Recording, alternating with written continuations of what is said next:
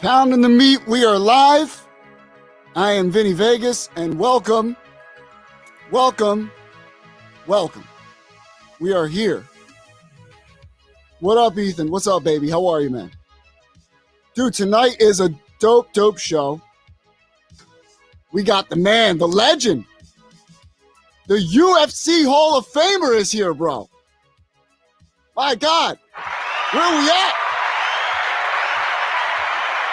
Man. Matthew Marabita says it right. The world's most dangerous man is here. I'm pumped. I'll tell you right now. Here we go. Crystal, hey, yes is right. How are you, Crystal? Tyler, what's up, man? How are you? Zach, let's go. Absolutely. I'm excited for tonight. I'm excited to talk with Mr. Ken Shamrock. Shoot the shit with him. Just hang out. Have a good time. Ethan, let's do this. Dude, I was talking to him backstage before we got on the show, and I'm embarrassed for myself. All right? I need to hit the gym more. I'm only going to blame myself. I have no one else to blame but me. This dude is shredded. My God. Andrea, I love you too. How are you? Love you, girlfriend. Andy, hell yeah. Let's do it. Joey V, the world's most dangerous man. Oh. June 19th, 2002. All right, let's see what we got here. I love Ken Shamrock. Rock on forever. Me too. Bodie Green, evening, Vinny. Good evening. Jim Wood, Shamrock, first to defeat Gracie. I mean, we got some fans here. Here we go. Ladies and gentlemen, here we go. I introduce to you the legend, the UFC Hall of Famer, the world's most dangerous man. I introduce to you Mr. Ken Shamrock. Ken, how are you? I'm doing great, man. Thanks for having me. I appreciate it. Hey, thanks to all the fans out there, man. I love you guys. Thank you.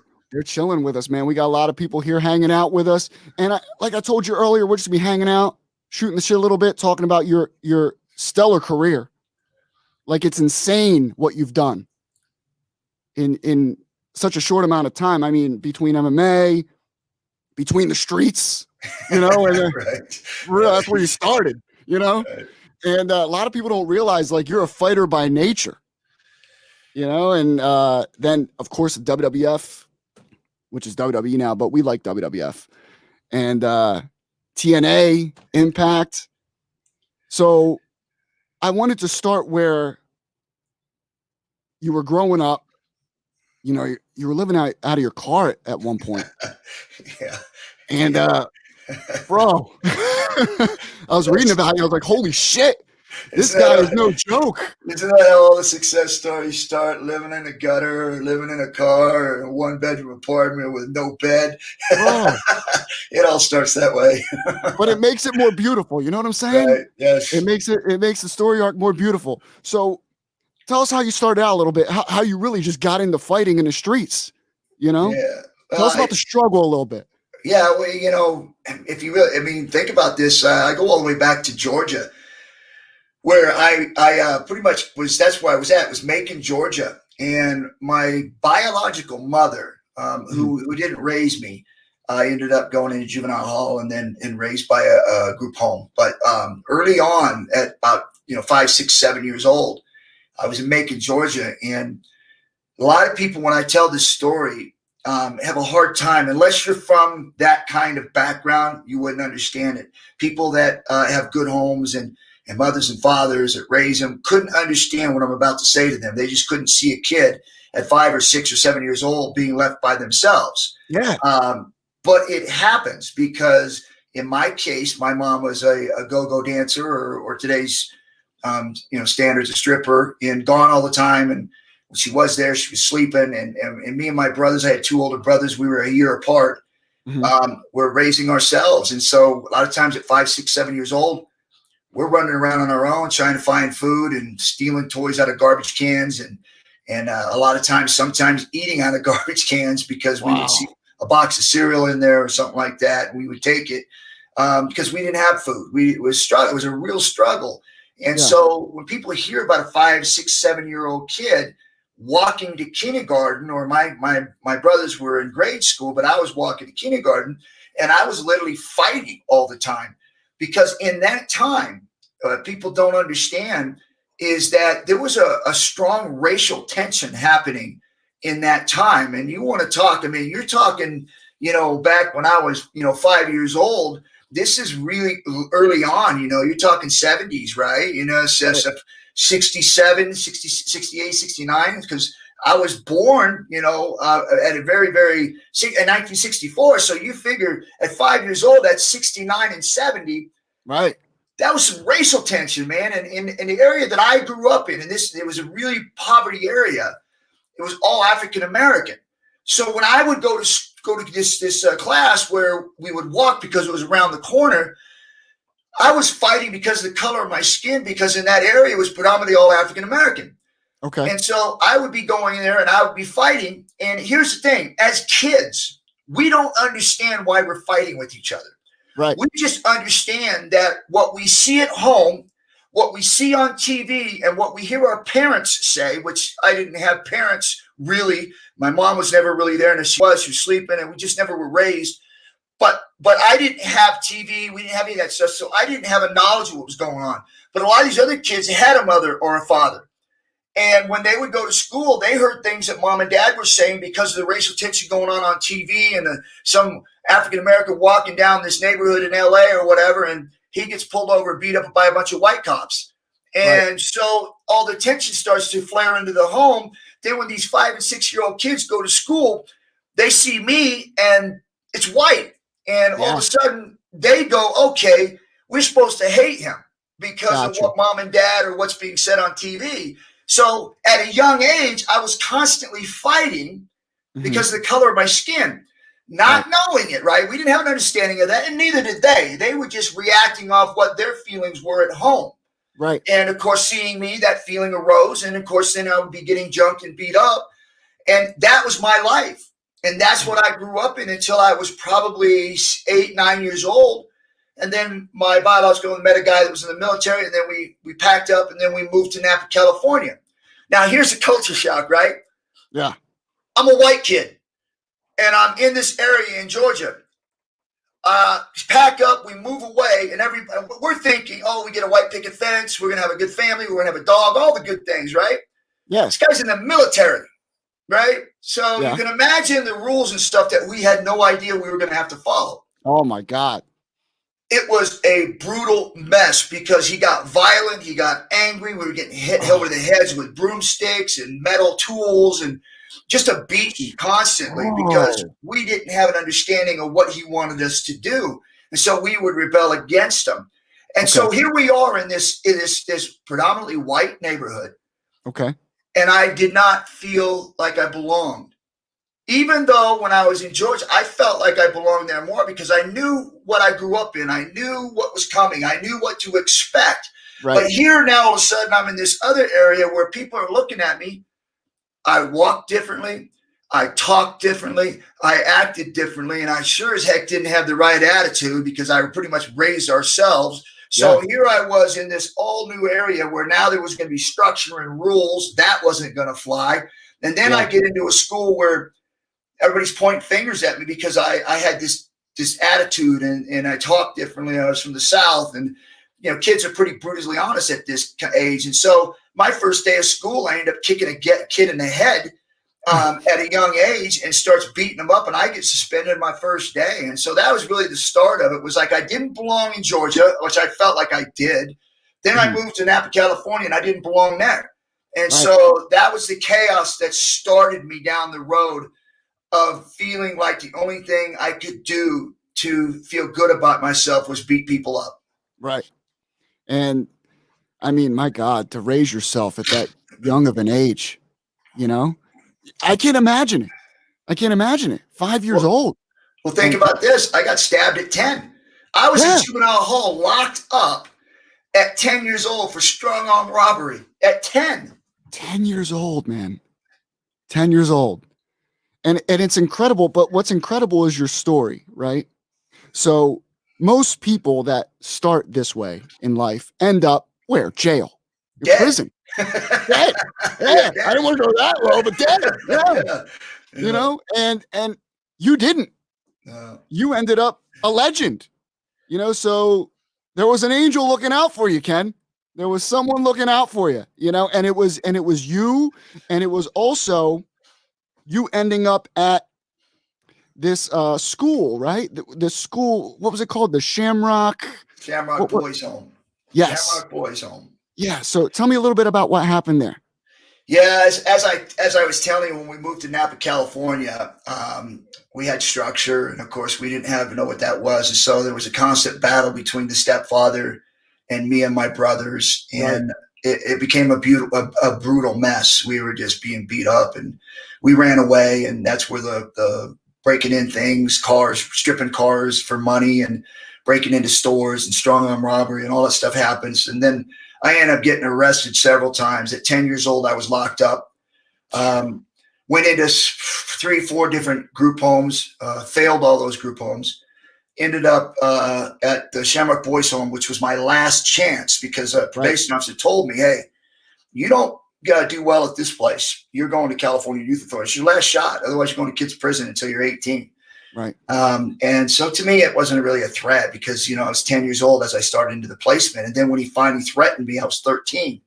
So, thinking about being locked up wasn't really much of a threat because I really wasn't into girls and I didn't really understand what freedom was other than just, running away and being on my own. So locking up with 3 square meals a day and a cot and hanging out with my friends, it was like, oh, wow, that's a threat, right? Whoa. Yeah. So didn't resonate with me, but when I went to the Shamrock Boys Home, there was and in every kid, unless you're too far gone and you just don't care, there's always that thing inside of everyone that still wants to be wanted or feel necessary, feel like they're relevant to something, right? But it's being able to have somebody tap into those different types of kids that have those different types of needs to feel like they're important. Yeah. And I felt like the Shamrock Boys Home did a great job at that because they had a very, very high success rate in kids graduating from their group home because I felt like we weren't just numbers there. They literally looked at each kid and said, hey, you got anger issues or, you got drug problems or, you got these kind of tendencies, you don't like authority. And he'd look at those things in each of those kids and he would develop systems and programs for them to try to do things that made them feel important. And for me, luckily, he leaned into sports for me. He basically got me into football and wrestling. And when I started getting into those things and learning how to play the game and understanding how the game works, like you got to follow these rules in order for you to be successful, in order for you to be important, you got to stay within these rules. And once I started learning that through sports, then I started learning it through life. And that's really what I think gave me the motivation to want to be good, to want us to stay in line, was because I felt like going out there and hitting people and people making me feel important, girls wanting to date me and teachers wanting to help me with my work. And I became like this relevant, important person. Right. And it felt good, right? And so I kept reaching in, leaning into it more to try to be better because I felt like this got me what I wanted. It was like a trade-off. Like, I'll go out and do this for you, but I'm going to get this in return. And Exactly. so I started playing within the rules, but it wasn't that easy either because, being a very angry person, a frustrated person like myself, where instead of standing there and trying to talk to somebody because I would tear up, right? I couldn't Yeah. have an angry conversation with somebody without starting to cry. Mhm. And so instead of standing there and trying to have a conversation or argue or like most people would be standing back and forth and try to punk each other out by talking, I couldn't do that because I would start to tear up. Right. So instead of having people see me tear up, I would just start throwing punches so they wouldn't Got see you. me tear up. So it was always that way where someone could come up to me and start saying something to me and could be completely innocent. But if I felt threatened, I would just start throwing punches. So fighting was like your defense mechanism in a way to not show any of your emotion, right? That's exactly correct. Yes. Wow, that's crazy. I mean, hey, but I mean, you weren't used to having a one-on-one emotional connection with anyone, really, right? The way you grew No, up. I never been hugged, dude. I was 10 years old when I first had an experience with my Christianity. And of course, it took many, many years before I could really follow that. But I remember a lot of people talking and trying to explain to me these different things and stuff like that. And other people seeing other people in regular families and them being hugged and cared for and nurtured. And I never understood that. I had never been hugged until I was probably 14 years old. Wow. So I didn't understand that dynamic. Yeah. It was not, to me, it was more about, not let people see inside of you, not letting people know your weaknesses, never let anybody see you cry, never let anybody see you nervous or scared. Yeah. These are all things that to me were things you didn't let people see. And the only way you stopped them was to fight them, to go out and just beat them up so Right. that they wouldn't have an opportunity to see where you were weak at. And if it was a bigger guy, it was grabbing a baseball bat and making sure that you got them before they got you. Yeah. It was a lot of that. And so that was my lifestyle all the way up until I got into the Shamrock Boys Home, where I started, even though I was still fighting there, but I was starting to see a little bit more about how the world worked and that there was more to it than Right. just what I was seeing. Right. And a little bit more emotional structure too for you, right? I guess at the school. Scared. It was scary because I think where a lot of kids have issues, including myself, Yeah. was that when you start having an understanding of right and wrong, Right. then there's a responsibility. Now you have responsibilities that now people are looking at you to do certain things. You're responsible to do certain things. And it's hard because you're not used to having any responsibilities. Right. And so if you don't do those things, and then all of a sudden they come to you and say, hey, I was expecting you to do this. Now there was a letdown or disappointment to somebody now that you have a connection with, which you've never had connections with before. And you don't know how to deal with that emotion because now you hurt. And when you start hurting with that emotion, the only way you know how to defend that is by fighting. Right. So it was a whole process to learn how to deal with these different emotions because you never had to deal with those things before. Yeah. So you start improving, emotionally, and then you start getting into football and wrestling, right? Yeah. But then something happens. You break your neck. Yeah. Listen, you want to talk about adversity. Here's this kid who we've just talked about who had gone through life fighting and never having been hugged and never having any responsibilities and just rebel, wild, and goes into this situation where now all of a sudden he's starting to learn all this stuff, but he's like this wild animal where even though you're petting him, I'm still going to bite you, but yet they're dealing with that bite and they're teaching you, okay, don't bite. Yeah. And then, okay, you get to a point where you're not biting now, and that now you're allowing someone to pet you and someone to care for you. And now you're also now loving them back. Like now you're all your responsibilities and you're doing things to make them happy because you want to make them happy now, which is not what you've had to do before.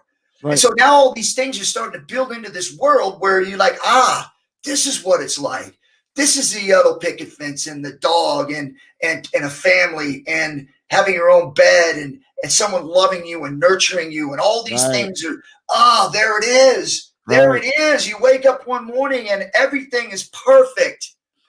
And you go to bed the next night and you wake up and you go to school and your life's, everything is just working, right? And all of a sudden, you got scholarships to go to school to wrestle and play football, and your world is just taken off, and you are important. The people that thought you were going to end up in prison are now people patting you on the back, and you are the talk of the town. And one instant where you do a shot, take a guy down, you end up rolling up over, and all of a sudden you're laying off, you're flat down on your face, and the coach is yelling at you to get up, and you can't get up. You literally can't move, but yet you're saying, okay, I'm getting up, but you can't move. And all of a sudden, after about 30, probably maybe 30 seconds of this, which is forever, it was forever, they realize something's wrong. And I realize something's wrong, but I'm still saying I'm okay, but I can't move. Oh, my God. An hour later, I'm in this board. I think they call it was a Star Wars board, where they came in and slipped it and clamped it down. They picked me up. And then they put me in an ambulance right there on school grounds and took me about 2 hours to a place called Redding, California. Okay. Just up the road from Susanville. Did x-rays. And I remember a doctor came back and said, you broke your neck. I was like, okay. So how long is it going to take for me to get back on the football field? And, because I was wrestling at this time, I qualified for state, but football was something I loved, right? Right. And I realized I couldn't wrestle now. Like, I wasn't going to go to state. I wasn't going to challenge for state because I just broke my neck. And I was like, okay, how long before I get on the football field? And he was like, dude, you're not hearing me. You broke your neck. And I was like, I know, right? And I'm in shock, right? I mean, I'm in the bed. Listen, this is where I'm at. I'm in a bed. And the only way that I could watch TV is if they roll me, it's in a bed and they flip you, right? Yeah. And then they have a little hole where you can pee when you're on your stomach. You pee through the hole, and you got a mirror that shoots up to the TV so you can watch TV while you're on your stomach. Then when they roll you over, you have to stay there and you have to watch the TV through mirrors too because you can't sit up, right? So I'm clamped in this thing and I'm not supposed to be moving. So here I'm doing all this stuff and they're telling me, hey, you know this, and I'm saying, well, when can I play football again? And I remember, I'll never forget this because it was brutal, but in that sense, it's when somebody says something 100 times and that one time you're like, oh, okay, fine, I get it. I remember when doctor said several times, like, listen, you're done. You broke your neck, And I remember my father told me, because I got depressed when it finally sank in, I was like, you're kidding me. After everything that I've gone through, I did everything right. I mean, I literally did everything right. And now you're going to take this away from me?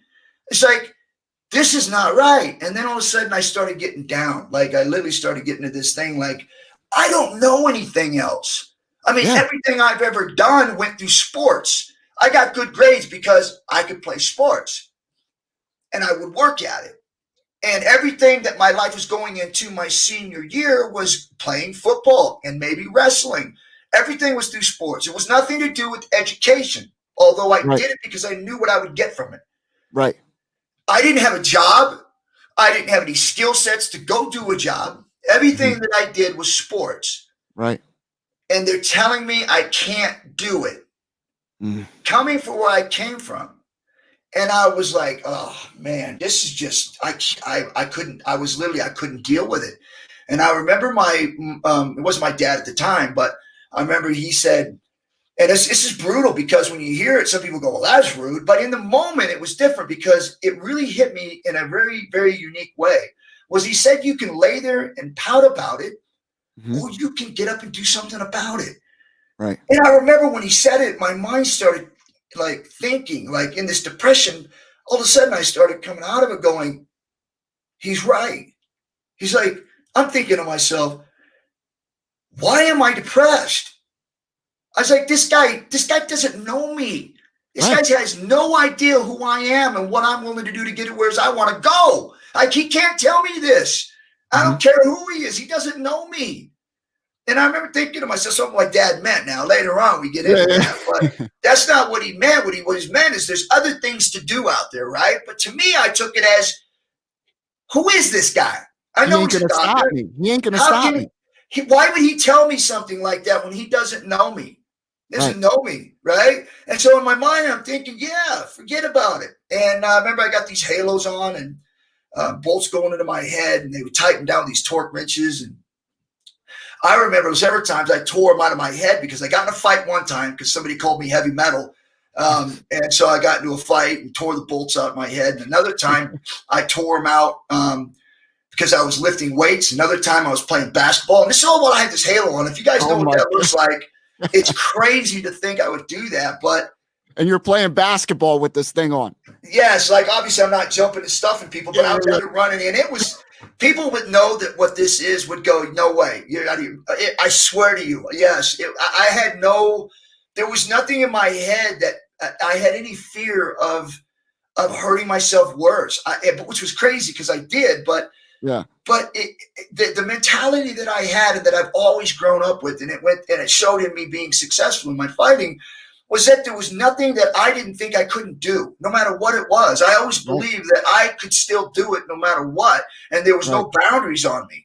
And so, and I think that a lot of it had to do with the way I was brought up and the ability of being able to look at something, even no matter how impossible it was, and saying I can do it and give everything I got and do it. I mean, you survived on your own at 5. Right. There's nothing in your mind that you think you can't do. You know what I'm saying? So now they tell you you can't play sports. You're done, right? Right. You ignore that. Absolutely. I you ignore that. I was out there lifting and playing basketball. But the thing was, you're offered a tryout from the Chargers, was it? Well, that comes later. Actually, what happened is after I had the halo on and they were telling me, hey, you know, the sport thing's over, and I go out and I start training even with the halo on. And when I got the halo off, it was a year or something after. And if anybody knows that halo, when that's on, there's bolts in the head. You got a chest plate and those bars that come from the 4 holes in your head, and the metal that's holding your head up, that's attached to the chest plates on the back and front, is holding your head like a bowling ball in midair. So your muscles are not being used at all on your neck because the things are holding your head in space. So there's no pressure on it. So that all the stuff, the bones and the fusion that they put in there has a chance to heal without you turning your head or upsetting or anything like that. So as I'm walking around doing these things, it's been sitting that way for over a year. So when they take the bolts out and they take the thing off, my head does this. Boom. Oh my God. I had no muscle. I had no muscle there, and I had lost probably 40 pounds while I had this on, and I lost all my muscle tension and then my muscle strength because even though I was lifting, I still couldn't lift the way I wanted to. My neck was completely suspended, so there was no muscle strength there. So when it came off, they told me that I need to be careful because walking around corners or walking at all, my head was always that balance, and me not having that balance like I used to, I could fall. And I kind of chuckled, right? Like, whatever. But as soon as I got it off, I understood what they meant because my equilibrium was way off. Like I couldn't feel which way my head was leaning or which way I was going to turn if my head was going to stay on balance. Mm-hmm. And it took at least a couple of weeks for me to get the balance back. But once I did, I started training. And that commitment that I had, I mean, I focused, man. I'm telling you, 2.5 years after I got the thing off, I'm on the football field. And I kid you not, look it up. I'm on the football field playing at Shasta College, starting tackle, defensive tackle. I led the teams in tackles, and I was the defensive captain, and I was second team All-American. Wow. Yeah. After a broken neck, and you can't do anything after that. That's what they told me. They made you team captain, too. Your final, yes, they did. I got a flag right back here. Yeah, you made team captain. Yeah. It's crazy. It's crazy to think, and I get it. Don't go out and do this because doctors are most of the time, they know what they're talking about. Right. But I also believe that there's this thing called willpower in a human being. And we've seen this over and over again. You hear stories about people lifting cars off people when they fall on them. There's something about that humanness that people kind of take away in these different times of these tragedies, where they say, well, you did this, there's no way you're going to recover from that. But there's these unique individuals, these 1%ers out there that don't look at that and don't take that into account. And they literally go out and do what they think they can do, and it happens. And I believe it 100% that if you don't allow these boundaries to stop you from doing what you know you can do, I believe that those things will happen because you know they're going to happen, and they will happen. Well, so, you're proof. Look at it. I agree with that. Absolutely. Absolutely. And this was in 1982, so it's not like today where there's all these things now with these knees now that get blown out. The guys come back and they're stronger. Back in them days, when you blew out your knee, you were done. And thinking of a broken neck, this was a broken neck. So it's not a knee, like come back and give it a shot. This was a broken neck. And I went back, I did pro wrestling, and I did MMA fighting. No holds barred. These are the worst things that you could do for a broken neck, and yet I was able to overcome all of that. That's what's incredible, man. No holds barred fighting. That's what we're gonna get to. First you turned down the tryout for the Chargers because you want to be a professional wrestler. Well, was that always your dream, or? Yes, it wasn't a dream to be a pro wrestler, and this is what I always tell people. You know, you got to have a goal, and you work towards that goal. Okay. But doors are going to open and close as you go, and you're going to change as a human being. As you start to get older, from the time you're 16 years old till you're 27 or 30 years old, you're going through multiple changes in your life. Things that you may like, you may dislike later on. It's just the way it is. Your character changes, your personality changes. You develop differently as a human being. Right. And everything starts to change as you grow and see other things that are out there in life. And so as I was growing in these things, I wanted to play football from the time I was a little kid. I wanted to play ball. And I remember even in high school, that was what I wanted to do. And then when I went to college and played, that's what I wanted to do. It wasn't until when I had actually got to a point to where I couldn't go to a university because of my education and where I came from and not having the education I needed, I had a hard time passing the SAT to get into a university. So I had to play college ball in a junior college in order to play ball, but then moving to the next level to be able to get into a pro area, to be able to get scouted, I couldn't do it because I couldn't pass the SATs. Okay. And all of that had to do with because I was in juvenile hall and all the way through my high school year, I was in special ed because I had a hard time catching up because my younger years, I didn't learn all the principles of math, all the principles of English, history, all the things you learn to have those building blocks when you go into high school to be able to put yourself in a position to be able to get into college. Mm-hmm. I had to learn all the basic stuff while I was in high school because I didn't learn it in grade school because I wasn't in grade school. I missed it. Yeah. And so it put a damper on me being able to go and play football. I did have a chance to go do a tryout, but that was after I played semi-pro ball, college ball at the junior college level, semi-pro level, and then had a chance to go play at the Chargers where they sent me a letter for a tryout. And I remember at that time, after all the stuff I had gone through, remember I'd already broken my neck. I felt like because of some tough mans that I did and some of the individual fighting things that I did, I felt like I had a better shot at calling my shots at doing an individual thing, which was whether fighting or pro wrestling, than I did getting involved in a team sport where it depended on 10 other players to be successful and then 11 more on the other side of the ball for you to be able to have a chance and be great and win at a level where people call you champion. So I made a decision at that time because I had a chance to go there or a chance to go and do pro wrestling. And I chose to go pro wrestling instead because I felt like I had a better chance of betting on myself than betting on a team. You feel like you had more control of your path going that route, right? Absolutely. Absolutely. Yes. We got a couple comments here for you. We got Joe Safari says, "God damn it, Shamrock got those pythons." Yes, he does. He's got the garden hoses as veins, man. Yeah. This is no joke, but look at it. Oh my goodness. Look at it. We got we do have a question here. Here we go. Oh shit, the most dangerous man in the world, Ken Shamrock. Yes, it is. Good evening. Good to see you all. And guys, listen, if you have any questions for Ken, throw them in the chat. I got Joey V. He's going to write them down. We'll ask him at the end. So you're in pro wrestling. You did some territory stuff in the beginning. And then you got the UFC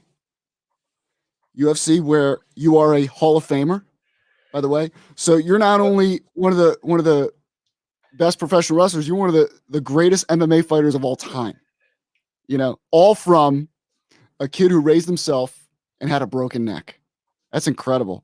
So a lot of people here are wrestling fans. So we're going to jump into your WWF portion real quick. Okay. And I'll never forget when they debuted you and you were known as the world's dangerous man. You had a name already. Right. And you're sitting with Vince McMahon and I think it was Jerry Lawler, right? Sitting on the side. Yeah.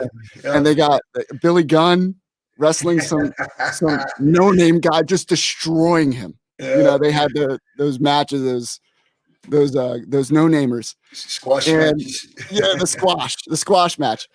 And you're sitting there just jacked, just hanging out. And Billy starts talking shit to you, and you go in there and you throw him in some submissions and shit like that. And that's how they introduce you. But what was crazy was you are a guest referee for WrestleMania 13 with Bret Hart and Stone Cold Steve Austin. Okay. Did you understand the enormity that match would have on professional wrestling in general when you were going to be the referee for that, or no? Was it just not? No. When you walk into something like that, my position when I walked in there is I just came from this real fighting, like where I was the world's most dangerous man. I was a champion in Japan. I was a champion here in the States. I was the best in the world, number one ranked fighter in the world. And now I'm going into this pro wrestling and they're going to put me in as a referee and I've got to ref this match. It's not me actually going in there and wrestling where I feel like I would have more control over being able to make things look the way I want them to look. But now they're putting me as a referee where I have to pretend that they're doing everything for real. Right. And I'm thinking to myself, I don't know how I'm gonna act with this. Like, you want me to referee these guys? And I was like, all right. So I remember going in there, and about 5 minutes into the match, I'm like floored on these guys. There was Stone Cold, Bret Hart were beating the crap out of each other. They were, man. I was looking at them, and I remember they were talking to one another in the match, and it wasn't pretty, man. They were talking about how they were going to smack each other around, and you got that, you punk. And I was thinking to myself, well, are these guys really? I couldn't tell, man. It was probably one of the best performances I've ever seen when it comes to a time where they really needed wrestling to change from this flamboyant flip your hair and look pretty to this kick ass, take no names, beat your boss up and tell him where to go attitude era. And I thought that match, along with that little sprinkle of where I came from, which was in the fighting world. Yes. I thought it was such a blend of what they needed at the time because they were getting smashed by WCW because all of their superstars left and went over there. Yeah. And so Vince had to try to change this wrestling into something that wasn't competing against superstars. It was literally competing about what kind of characters there were. Right. And he literally flipped wrestling on his head when he brought me in and he put Stone Cold and Bret Hart in there and then all these different characters that had developed after that match. I thought wrestling really took a turn, and I think it took a turn for the best. And I thought you're seeing most of it now where it's not about so much about, these sellings and these flamboyant characters. It's more about moves and techniques and toughness in the ring. Right. For a long time, guys, there was always that one half that would get mad if you were too stiff. Whereas now, I don't think you have that. I think everybody's in there and they're laying it in. And I think it's great for wrestling because fans don't want to be sitting there going, "Oh, I saw that wasn't real." They don't want to have to. They don't want to have to pretend it's real. They want to know it's real. Right. I remember that match going into the crowd. Yeah. Now, did you know it was going to go into the crowd? No. These Oh guys, my goodness. I'm not sure they knew they were going there. I just think Here it took you them are. there. I see your arms. You got 50,000 people running to these guys, and I was scared for you. Yeah, I me was scared too. for you. My goodness. Yeah. And it was just you and a camera guy, and then the guy Yeah. with the Cokes, the Yeah. Coke and popcorn. So you get Yeah. back to the ring, and this is where basically they call it the double turn, where Stone Cold turns face and Bret Hart turns heel. This is where basically the Attitude Era begins with you three. Yes. Yep. And that's an 100%. incredible a piece of history to be a part of in pro wrestling in general. Dude, That you were there. that is like, to me, one of the more, I guess, I think significant moments in pro wrestling time. Yep. Not the most, but I would say that, there's a lot of them, but I think this was, in that time, was one of the most important in turning wrestling in a better direction. Yes. It turned it almost back into Pat Patterson and Moondog Mayne, where they went after each other. I mean, wrestling was like wrestling, and that the moves were legit. And I really thought that this really turned wrestling back into that old school toughness. Yes. And you were a part of it, and you actually became pretty big in WWF. You looked like you were going to become possibly the next world champ. So you had a good run. You became the Intercontinental Champion. You also became tag team champion with Big Boss Man. Yes. We got some pictures here. Look at that. Yeah, good dude, man. Yeah, Hebner. Yeah. Hebner. And here's where you were the ref. Incredible match. Just jacked as shit, man. And you're refereeing these two guys just going Well, at I it. want you to look at, bring that back. If you bring that back to Stone Cold, look at Bret's back and look where his heels are. Stone Cold literally tried to break him in half there. Look at his face. I mean, Bret's like, all right, you mother. Okay, wait till it's my turn, you son of a. They were beating the shit out of each other in that match. Yeah, they were. Yes, Intercontinental champion here. So you look like you were on the up for a world title run. You actually had a world title shot, but it looked like you were actually going to be given the belt, the main one. Yeah. So what happened towards the end of your WWF career? Man, I couldn't tell you. There's a lot of things that happened, a lot of decisions that were made. I know some issues with Bret Hart, with the Shawn Michaels issue. Yeah. There was a lot of things that just happened in it. And I couldn't tell you what the right decision was, but I knew for me at that point in time, and I don't know what they had on their mind, but I knew for me at that time where I was asked to do some things that I just felt like, and it wasn't anything that was bad on their part. I just felt like where I was at in my life with my kids and stuff like that, that I just didn't want that kind of stuff out there on TV because my kids were young and they had to go through their friends and their families of those kids. And so I felt like, there was just some things that I just felt like I couldn't do. And it just felt like I was losing a lot more. And I came in with the World's Most Dangerous Man. I owned that. The Lion's Den, I owned all that stuff.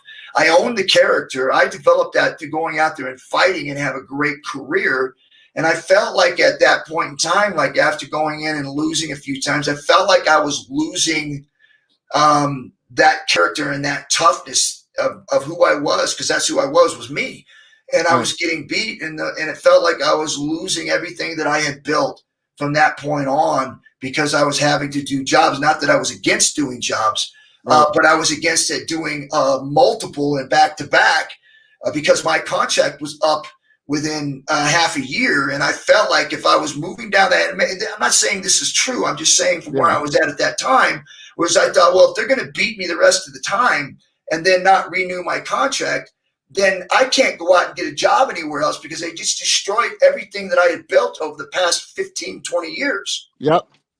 Did you think they were trying to bury you on your way out? I did. And I don't know if that's true anymore, but I felt I was paranoid because I didn't have control over the outcomes of that stuff. And I felt like here I had lost 3 or 4 matches in a row, Mhm. and that I only had, 4 or 5 months left on my contract on a 3-year deal, and that there was no talk about renewing it. And Yeah. here I was losing all the way. I Yeah. lost 4 matches in a row, maybe more. And I felt like if they're going to beat me all the way to the end of the contract, that's basically killing off Ken Shamrock. Yep. What am I going to do after that if they kill me Right. off? Right. And so they didn't even approach you about a renewal, is what you're saying. No. It was basically they're making you take some losses, and they're trying to essentially bury you on the way out, so that way they can Well, kill the character. and I didn't have a problem with that. I think that where I felt where my insecurities was that I didn't come as a pro wrestler. I came in as the world's most dangerous man, something I had already established through fighting. Right. And I felt like my defenses came up when I started losing all the time, and Right. it was going to the end of my contract. And I felt like when I came in, they didn't build me. I came in as this dangerous man, right? Yeah. And they literally built me in the mainstream audience. They did. They put me over. It was huge. I did very well. But if they were going to beat me all the way, and I'm not saying they were, I'm just saying the way it was looking.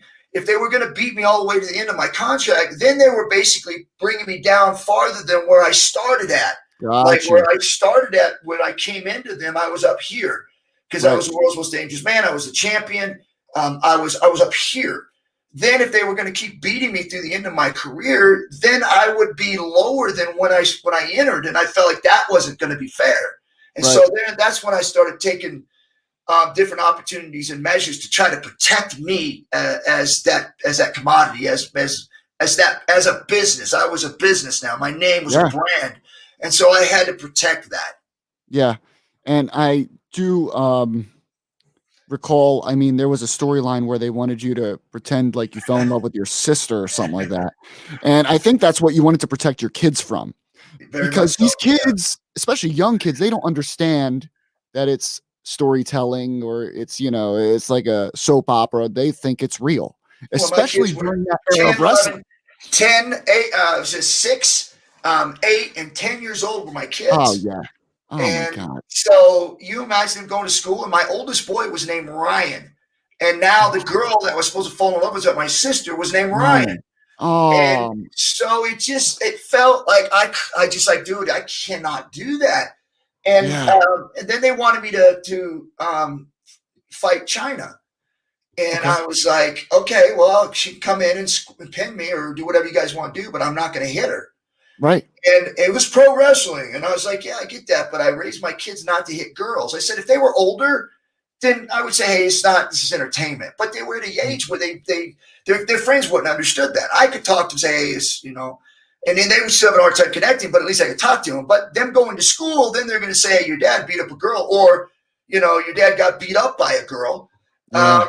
And so, but that's okay. I could deal with your dad got beat up by a girl, but what I couldn't do is tell them, hey, don't hit girls. And then me turn around and go out there and hit a girl, especially at that age where they were at. Now, if they were older, then I could, hey, this is entertainment.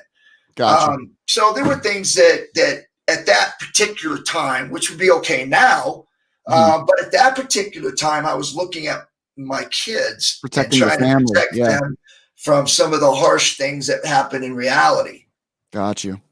And now, did you ever have an issue when you were in WWF where, since you were already a superstar, where maybe some of the guys who weren't as high on the totem pole, they were maybe jealous of you, taking some good spots here, Yeah, Did you have any issues with that? Yeah, that happened a few different times where I came in. But one of the things I tried to do was that I remember when I came in, I automatically, for whatever reason, I knew that I had to make people feel at ease, because I was this guy that came in and I was legitimately the world's most dangerous man. I could beat any one of those guys up and they tear their legs off. They knew it. And so here we were going in an event where we're supposed to take care of one another. And yet they don't know who I am, and can they trust me to take care of them?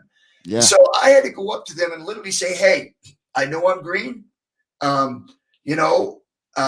is it that you need me to do? And so obviously the finish was already, set up by Vince or whoever else, but I had no control over that.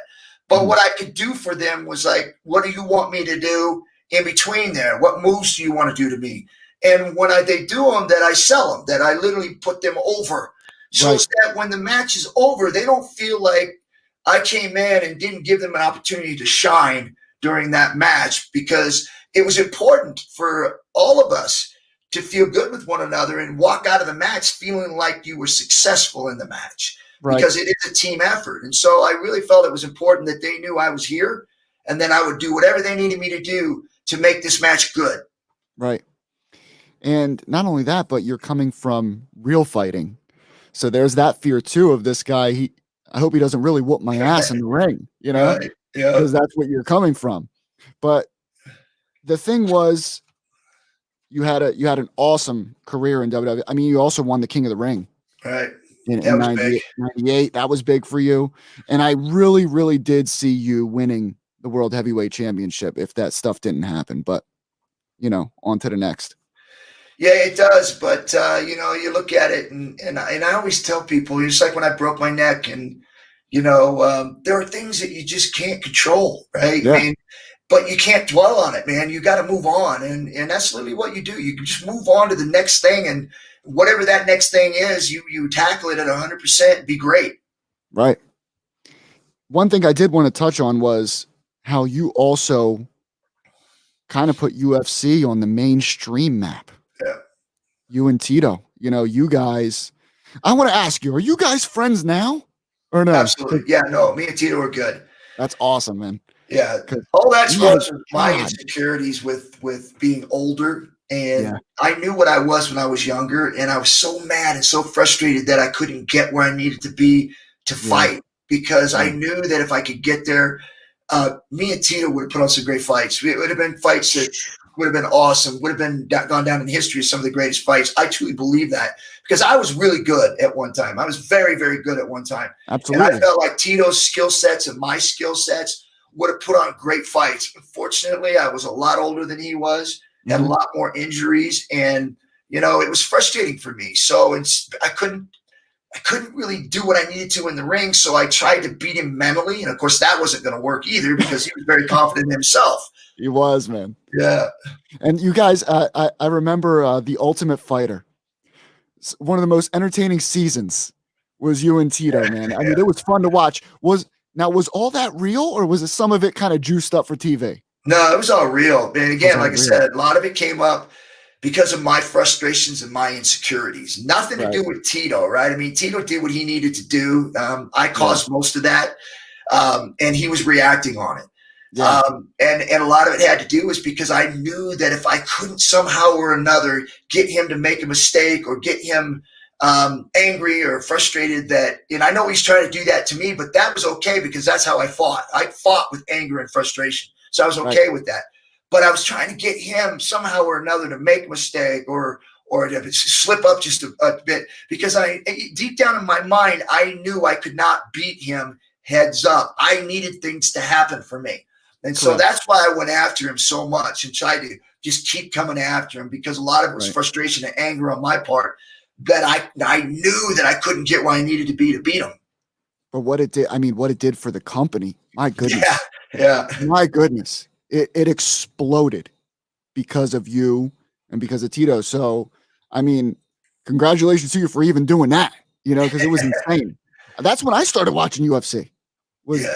I remember Ken Shamrock and Tito. It was fun to watch, man. You guys mainstream. First time it ever really went mainstream. Yeah, absolutely. So after WWF, you do a little UFC. You also do some TNA, and now currently Impact. I mean, you were the TNA world champion. Yep. And the first ever. And I mean, you've done a lot in your career. Also, I want to kind of touch on what you're doing now. You are, of course, you got the Valor bare knuckle here, which takes fighting to the pit. I saw. Oh my God! Yeah. So you literally just had this event here, VPK2. These guys beat the shit out of each other, man. Yeah, well, we didn't have Lavar and Godbeer fight yet. That was the one we were supposed to have, but then COVID came up and we had issues with. So is that delayed or? We had to push it, but we never had the fight because of COVID.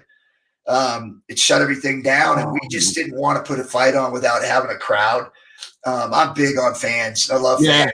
You need that energy, right? Yes, you can't. I just don't feel right about putting it on unless you could, or unless it's on the social media sites. Either one doesn't matter to me, but you got to have the fans. Like, you got to have them involved, or it's just not the same. Right.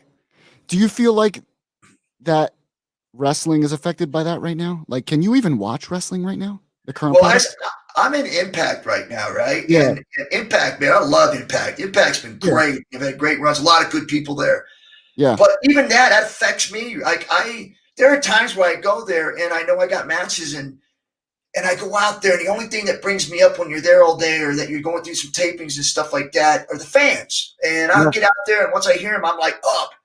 And the last, couple of times I've been out there, I just felt like I was flat because there's no interaction with the fans. And I've always been so connected to the fans. Yeah. And that I felt like, I reacted to them. Like, I feel them as they're moving up or down, and I do different things in the ring as they're moving up and down. And I feel like that affects me so much as I'm wrestling. I don't have the same effect that I would if there was fan participation. Yeah. So it's affected me the last few times I've been in the ring, even though, I felt like I've had solid matches. I just felt like it's not the same without the fans. Yeah. Even they're doing things like fake crowd noises. They're doing this. WWE's doing this Thunderdome thing where they have fans digitally there, but it's just not the same because they're controlling the cheers and the boos. Right? It controls your heat. It controls your comebacks. It controls your emotional thoughts, your actions, your facial expressions, all these things that are connected to the fans that you don't have when it comes to an empty arena. You don't have the same effect. And the comebacks, especially the pop and the comebacks, the false finishes, all these things that you get the reaction of the crowd from, and your reaction to your face and your body movement, it's not there. Right. You also have this. You have your own podcast. Yeah. The world's most dangerous podcast, which is dope, by the way. Everyone should check this out. You can go to kenshamrock.com, and it's really, really good stuff. Ken, we're going to get a few questions from people. But first off, they're going to ask you, what belts do you have in your collection? Mm-hmm. And did you swipe them from the organizations? Did you sneak some out on the way out? What do you got on you? Well, the ones in the back, you can see the two belts there.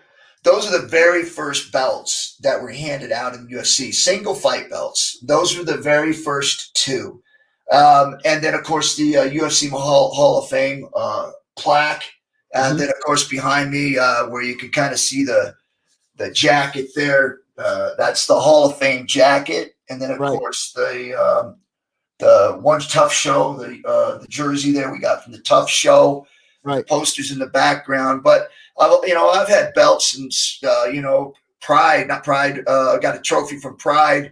I got a belt from Pancras. I was the first champion there. There's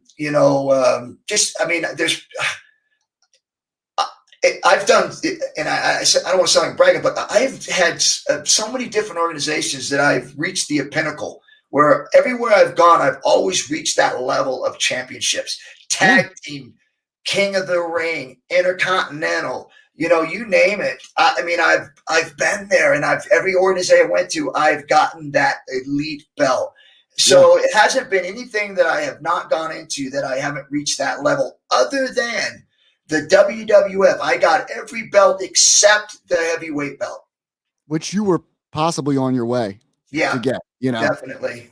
All right, so we have one question here. It says, what was it like to wrestle Shawn Michaels at the In Your House pay-per-view a month after the Montreal Screwjob? I personally didn't have a problem with Shawn Michaels. And I didn't have any fear of anything happening with him because I didn't have any issues with him. Gotcha. So me going in and working with him, I was excited because this guy is a superstar. I mean, you can look at him, and a lot of people say pound for pound, when it talks about psychology and work, theatric stuff, this guy was the best. And so for me, it was just one of those times where, like, even with Bret Hart or Stone Cold or The Undertaker, these were things that, you know, you dream of being in, right? Like, you're like, people just, oh, I wish I could have a match. I did it. Shawn Michaels was one of the best, and I was in the ring with him. We had a great match. Some of the greatest wrestlers of all time. Yes. I mean, The Rock. You had your whole feud with The Rock, who's a superstar now, movie star. You were with some of the best. I mean, that whole era of wrestling breeded so many superstars, not only in the ring, but outside the ring too. And I got to work with them. And so when I got that chance with Shawn, man, it was the screw job. I knew that all happened, you know, and Bret was the one that worked with me, and I was definitely supporting of Bret, but I had nothing against Shawn, and Shawn had nothing against me. And we went in, we had a great match. Yeah. And a lot of people look at it like, you know, some side with Bret and some don't. You know, you should listen to his boss. You should, but to you, I mean, you're just doing your job. You know, you're working with the guys that tell you to work with. Right, but Bret was the guy that brought me up. I mean, I went to his place in Calgary, and even went to Stu's birthday party and worked out with Bret and all those guys down there to prepare me in WWF. So these were the crew that I was with that Vince sent me to go do. So all of a sudden, all this stuff happens, and I'm going to go, well, yeah, I mean, these are the guys I was with. It was the Canadian guys. That's who I trained with. Right. So it was really a difficult time for me because did it upset you when it happened? It upset me. I felt betrayed. I did. I think all the wrestlers felt, I don't know if they want to use the word betrayed, but felt like we were all put into a situation that wasn't fair, because in wrestling, you have to trust the other guy. That's the whole business, is trusting the other guy to be where he's supposed to be. And then when something like that happens, that whole foundation has just been ripped out from underneath you. The trust is now gone because it came from the top level. So now you're going, where does it end? Like, now what else is going to happen and be okay? Right. So I guess a lot of guys worried about their placement too. Yeah, like what's going to happen to me? Right. The trust is gone. Like for a while, that whole built-in trust going into the ring was ripped away. I got you. All right, we have this here. How did it feel to hold the NWA Dome Globe Championship belt with all the history behind it? Remind me on that one. The NWA World Championship from TNA. Gotcha. Yes, and that was awesome, man. I mean, the dude was huge too, man. I mean, he was a big dude. I remember he went to Chokeslam too. And Steamboat was the referee. I mean, it was really an awesome moment. It was a great time. And for me to be able to capture that, be that first guy, was what it still lives on. And you could see the excitement when I won it. I was truly excited that I was able to win that belt. But also too, just going down the road from there, when I got to wrestle against Killings, I had to, you know, obviously I was going back in to fight Tito, so I wasn't able to stick around. So we had to work something out.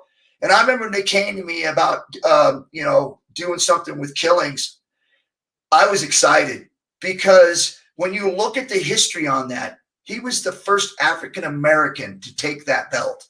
Right.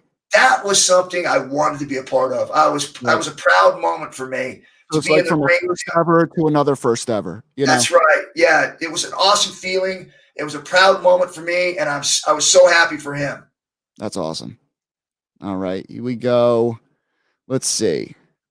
What did you think when the WWF brought in Dan Severn? What were your thoughts? At first, I was excited because I thought me and Dan could do a lot of good stuff because I was a pro wrestler. But after I seen him work a few times, I was worried, because wrestling had changed so much that it was more. There was a lot more bigger action, bigger moves, and bigger characters, personalities. Right. And Severn was more of this like kind of a Carl Gotch, moves and technique. Not a whole lot of character or personality, just a tough guy. But those things weren't really going well in pro wrestling at that time. There was a lot of this flamboyant character. So then when you see him go in there and wrestle, a lot of the matches to me just seemed flat.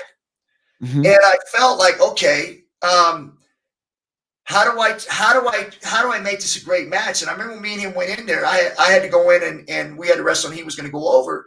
And everybody said, well, how do you feel? I don't listen, man, somebody's putting me over. I'm not going to be angry because I got to go do it.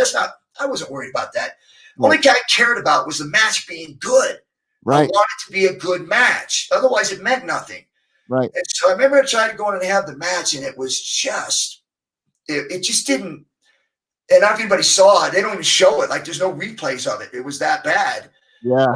It just didn't have what it needed. And it could have been my fault too. I don't know. But whatever it was, we didn't do well as a team. It didn't get over well. And I remember this is one part that stuck out to me was like we were in the gorilla station and Severn went to the ring first. And you know how he takes his shirt off and wipes his arms and well, as he takes his shirt off and he wipes his arm. And this was after Dan was out of fighting for a while, right? He takes his shirt off, he wipes his arm, he throws it. And I remember Hebner was the one in the ring. And I was standing at the gorilla station while Vince was sitting there. And Vince literally, you'd hear Hebner's earpiece while he's in the ring. He goes, tell Dan to put his shirt back on. I literally went, oh, no, you didn't. I was like, that was brutal, man. Oh, my goodness. Here's a good one from Glenn. One person he would love to face in wrestling and MMA who he didn't get the opportunity to face. Wrestling's tough. You got to face everybody in wrestling, man. Yeah, but there was two guys. I think Brock left because of us coming from the same kind of background, you know. Yeah. But also too, Kurt Angle with the ankle lock match. I think those were the two where I thought, man, and Goldberg probably the third, where he was a character that was developed from kind of that no holds barred character. Right. I thought that would have been great to be able to have matches with him. And people ask me this all the time about MMA or no holds barred or who I wanted to fight. It's not about who I wanted to fight. It's about who I wish I would have fought. That would have been more when I was in my prime. And we already talked about that with Tito. I would really have loved to have fought him if I was 10 years younger. Yeah. Because I truly believe that because of what Tito was and what I was, we could have put the organization on our back and built it up to be 3 times bigger than it was just off of the fights we could have had. Mm-hmm. All right. We got Zach Hunter has a comment here. Saw Shamrock on the Ortiz versus Liddell 30 for 30 and any plans to do a documentary on Shamrock's MMA wrestling career? Yeah, I know that we've got some guys on our team that we've had people talks about doing. We've already got a writer to kind of write a story about my career and stuff, and then basically go into a movie. But we'll see where it goes. All this stuff, especially in this business we're in, it's just talk until it happens, until it gets done.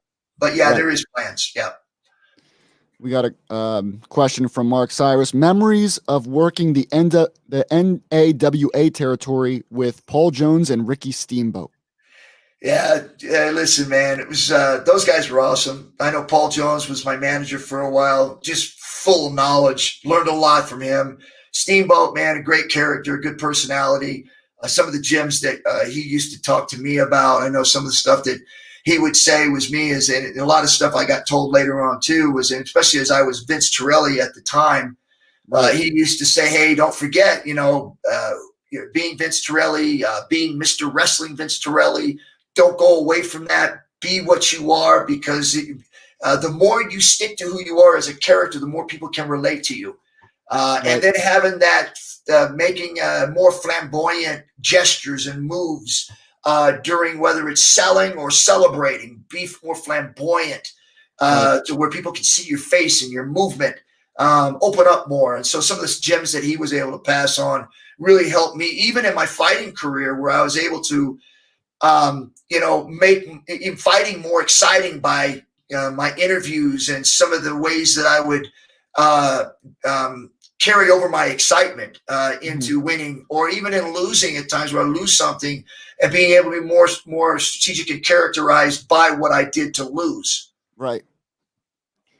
All right. And we have a question for Ken. If you could have a dream match in your prime, who would it have been against in wrestling and UFC? Yeah, we talked about that already. I would definitely say, Kurt Angle, the ankle lock match, Brock Lesnar, because The we came from the ankle same lock match would background. have been awesome. That would Oh have been yeah, dope, right. I mean, right? that would have been awesome because That's a he took it. WrestleMania match. Yeah, I mean, because one, remember he keeps talking about how Kurt was, he took it, he used my move, and he told you, he didn't steal my move, man. He was like, it's an honor. Like, so you look at that, you're like, that's just playing homage when somebody uses your move. You're like, yeah, thank you. Well, some wrestlers I heard they get upset, like if there's That's not crazy. like a where's my permission, Right. Yeah, that's But stupid. now I don't think he did it as good as you did, though. No, Right. and he had a different way about going into it and different ways of setting it up. His was definitely more geared towards entertainment, and mine was geared more towards the shoot. Was the realness? Yes. Got you. All right. Well, that's basically all the time we have. Now, people can find you on social media, Ken, right? On Instagram KenShamrock.com. It's got all my social networks on there. But the one thing that we're doing a lot of motivational speaking, wrestling matches. If you want to get a hold of me and you want to book me, go to book Ken Shamrock. It's on my website, KenShamrock.com. Got you. So it's KenShamrock.com. Yeah. You can find all the information you need to get him booked or to, see what he's got going on as far as his podcast, maybe possibly future documentaries. We never know. You never know what's going to happen. And but Ken, thank you so much for hanging out with me and the people here. We had a good time. And next week we will be here live 8:00 with Mr. J Cross for a show called Get the Strap, where we're going to talk about wrestling belts and makers of different belts and who's good and who's not. It's going to be a fun show. But anything else, Ken, before we bounce out of here? Anything else you got going on? We're good? No, that's about it, man. Just go to my website, man. You want to stay up with what we're doing, all the things we're doing, go to KenShamrock.com. And if you want to book me on any events, you can find Book Ken Shamrock on my website. Thank you so much, guys. Appreciate it. Ken, thank you so much for being with us again. We're going to hit the credits, and then I'm going to talk to you right after the credits real quick, if you don't mind. I appreciate it. Out of here. Guys, we'll see you next week live at 8:00 on Pounding the Meat. Take care and have a good night.